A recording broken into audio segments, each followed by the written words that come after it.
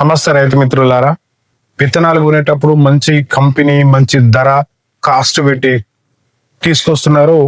తీసుకొచ్చి విత్తనాలు వేయడం, విత్తనాలు వేసిన తర్వాత వాటికి వచ్చే రోగాలకు చాలా రకాలుగా మందులు కొట్టి, చాలా డబ్బులు పెట్టి, అప్పులు తెచ్చి మందులు కొట్టి తర్వాత ఇబ్బంది పడి లాస్ట్ కు ఆ పురుగులను చనిపోక పెట్టుబడి ఎక్కువైపోయి ఆ రైతన్నే ఆ మందుల్నే తాగి ఆత్మహత్య చేసుకోవడం ఇలాంటివి చాలా జరుగుతున్నాయి.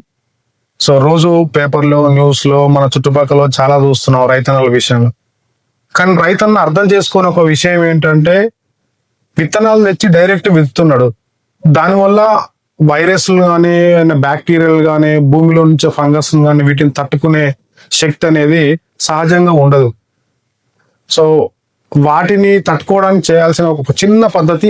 ఆ పద్ధతి ఏంటో, ఎలా చేయాలో పూర్తి వివరంగా మన రైతు మిత్ర టీవీ ఛానల్లో వీడియో ఉంది. ఈ వీడియో క్రింద కూడా లింక్ ఇచ్చాం.